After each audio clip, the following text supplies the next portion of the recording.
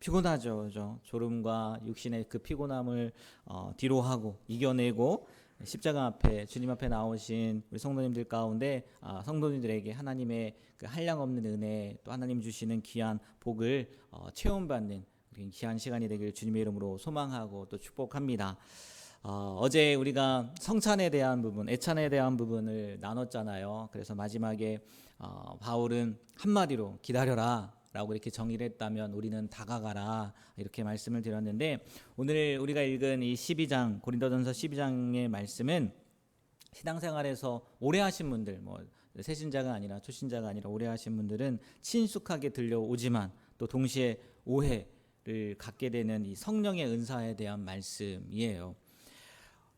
우리가 계속해서 보고 있는 이 고린도전서, 고린도 교회 그 당시는요, 특별히 이제 외부가 아니라 그 문화가 아니라 이 고린도 교회 안에 그 안에를 보면은 어느 다른 교회보다 다른 지역 많이 있지 않습니까? 사도 바울이 전도한 교회들이 많잖아요. 고린도 지역의 교회뿐만이 아니라 데살로니가도 있고 에베소도 있고 많이 있잖아요.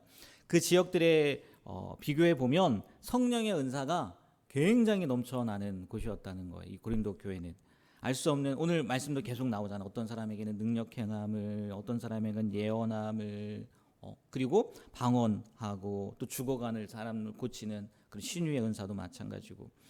이게 이런 은사들 한번 생각해 보세요. 사람들의 눈을요 단번에 사로잡을 거란 말이에요. 갑자기 알지도 못하는 언어로 말을 하죠. 또 미래에 대해서 예언을 하죠. 그리고 또 그 알지 못하는 언어, 나는 알지 못하는데 다른 사람은 통변을 하고 있고, 또 기적적으로 사람들이 낫는다고 생각을 해보세요. 그게 그냥 어쩌다 한번 나타나는 게 아니라 예배 때마다 나타났던 것 같아요. 얼마나 대단했습니까? 대단했겠죠, 정말. 그런데 이 하나님께서 주신 이 축복의 결정체 아니겠습니까? 축복이잖아요. 하나님이 주신 귀한 선물이잖아요. 그런데 이 은사 때문에 교회가요 어떻게 되는 거예요? 나뉘는 거예요. 더 좋아지면 모르겠는데 분열되는 거예요. 다투는 거예요. 갈라지는 거예요. 어떻게 갈라지냐? 방언이나 신유의 은사 또 아니면 예언의 은사처럼 겉으로 막 화려하게 드러나는 그 은사를 받은 사람들은 어떤 생각을 갖냐? 나는 하나님과 영적으로 가깝다는 거예요. 수준이 높다는 거예요. 그래서 뭐에 빠지냐? 영적인 우울감에, 교만에 빠지는 거예요.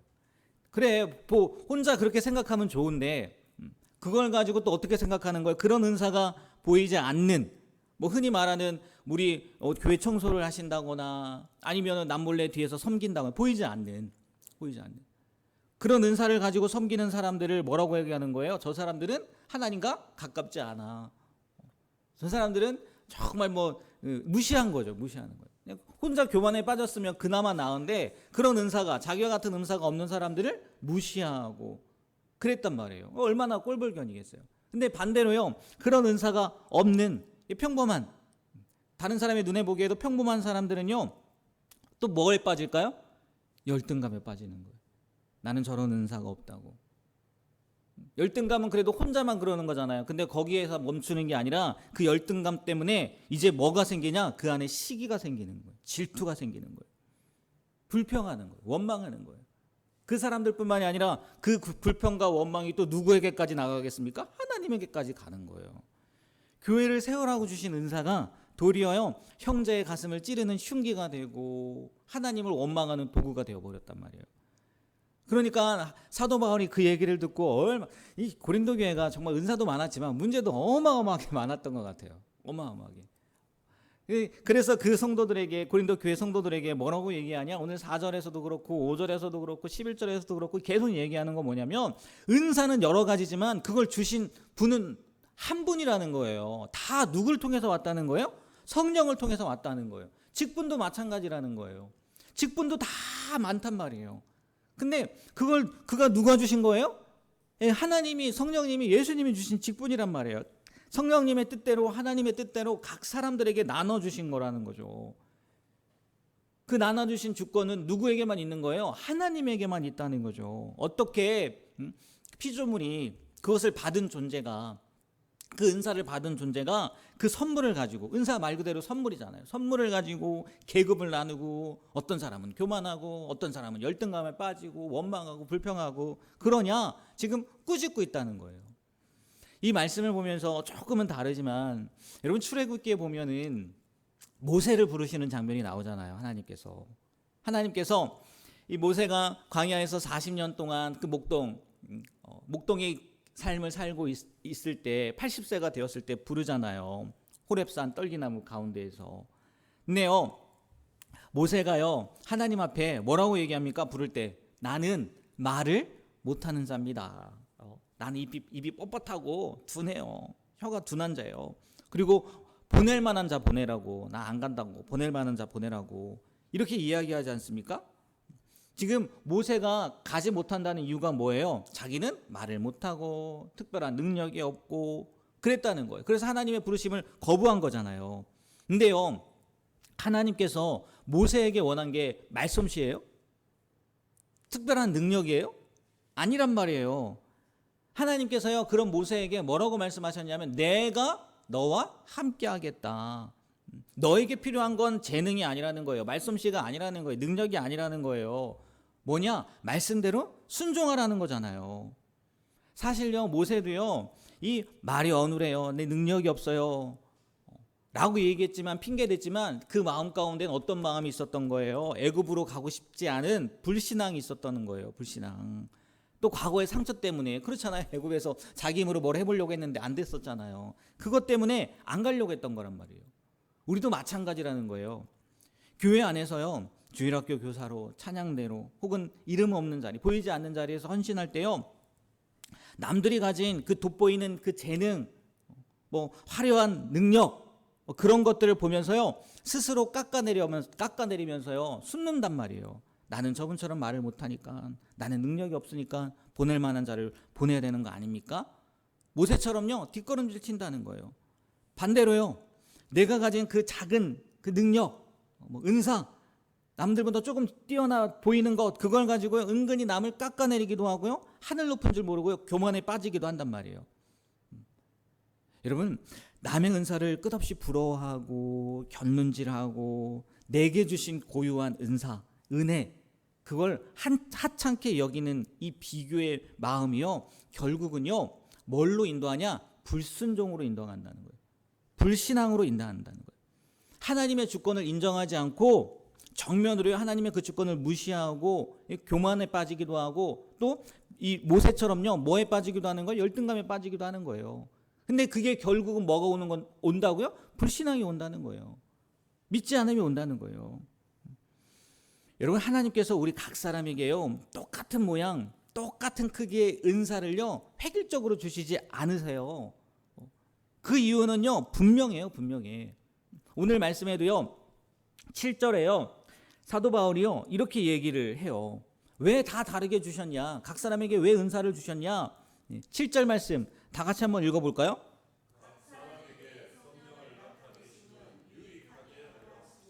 아멘. 네, 뭐 하게 하려고요? 유익하게 하려고. 앞에도 보면요, 덕을 세우기 위해서 한다고 하고, 남의 유익을 위해서 살아야 된다고 얘기하잖아요. 사도 바울이 고린도 교회인데 교인들에게 계속 얘기하는 게 그거예요. 덕을 세워야 된다. 남을 유익하게 해야 된다. 그리고 은사도 마찬가지라는 거잖아요. 왜 각 사람에게 성령을 나타나심, 성령의 은사를 다 따르게 주냐? 하나라는 거예요. 뭐 하게 하려고요? 유익하게 하려고요. 유익하게. 내가 받은 은사를 트로피처럼 막 흔들고 뽐내고, 아니면 숨어가지고 나는 이거밖에 안 돼요, 그러려고 하는 게 아니라, 교회의 유익을 위해서, 공동체의 유익을 위해서, 우리로 따지면 그거 아니겠습니까? 속회의 유익을 위해서, 우리 교회의 유익을 위해서, 성도들의 유익을 위해서, 그 이웃의 연약함을 채워주라고요, 그 은사를 나에게 주셨다는 거예요. 여러분, 교회는요, 그런 곳이 되어야 돼요. 어떤 곳이 되어야 되냐? 나의 부족함은 다른 사람이 그 섬세하고 따뜻한 은사로 채워지고, 또 다른 사람의 부족함은 내가 있는 또 다른 은사로 채워지는 거. 그래야죠, 비로소 그리스도가 원하는, 하나님이 원하는, 예수님이 원하는 그런 아름다운 공동체를 이룰 수 있단 말이에요. 여러분, 우리가요, 서로 다르다는 거, 저 사람은 저렇고 저 사람은 저 은사 받고 나는 이 은사 받고, 이게요 틀림이 아니잖아요. 그렇잖아요. 저 사람은 옳은 거고 나는 틀린 거예요? 반대로 나는 옳은 거고 저 사람은 틀린 거예요? 아니란 말이에요. 그리고 또 그것 때문에 차별하면 돼요? 안 된다는 거예요. 다름은요, 서로가 서로를 얼마나 필요로 하느냐, 서로가 얼마나 소중한 존재냐라는 것을요 알려주기 위한 다름이란 말이에요. 우리가요 그것을 기억했으면 좋겠어요. 혹시 우리 안에도 오늘 사도 바울이 고린도 교회 성도들을 향해서 이야기했던 것처럼 비교 혹은 열등감 아니면 우월감, 교만, 이런 것들이 있다면요 던지셨으면 좋겠어요. 그리고 나에게 허락해 주신 그 모양, 그 크기 그대로요 그 은사에 감사하면서 그 은사를요 유익을 위해서, 다른 성도의 유익을 위해서, 교회의 유익을 위해서 사용할 수 있는, 순종할 수 있는 그 은사를 가지고 나아갈 수 있는 우리가 되길 주님의 이름으로 축복합니다. 모세에게도요 다른 거 요구한 거 아니잖아요. 너 말 잘해야 된다, 너 능력 있어야 된다, 그거 요구한 게 아니잖아요. 모세에게도 하나님께서 요구하신 게 뭐예요? 너는 말씀대로 순종만 하면 돼.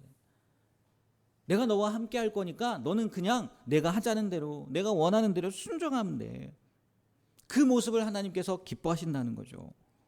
오늘 하루의 일상을 살아가면서 여러분들이 만나는 가족을 제일 먼저 만나겠죠. 가족이나 아니면 직장생활의 동료나 아니면 교회 지체들의 그 다름을 함부로 정죄하지 말고 진심으로 인정해주고 우리의 그 다름을요 넉넉한 마음으로 품어 안을 수 있었으면 좋겠어요. 그리고 또 우리의 그 다름을 가지고 하나님의 원하시는 그 교회 또 공동체의 유익을 위해서 사용할 수 있는 그런 귀한 삶을 살아가는 우리 모두가 되길 주님의 이름으로 부탁드립니다.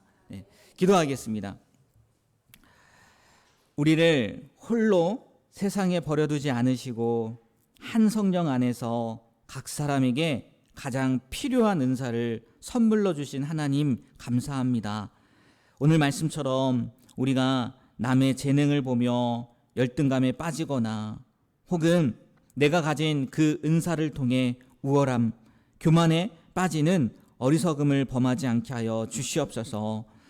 하나님께서 우리에게 원하시는 것은 탁월한 능력이 아니라 작은 순종을 원하신다는 것을 기억하고 그 다름을 인정하고 그 다름 그대로 하나님께서 기뻐하시는 모습대로 순종하며 나아감으로 우리 교회에 또 공동체에 덕을 세우는, 유익을 세우는 귀한 삶을 살아가는 우리가 되게 하여 주시옵소서.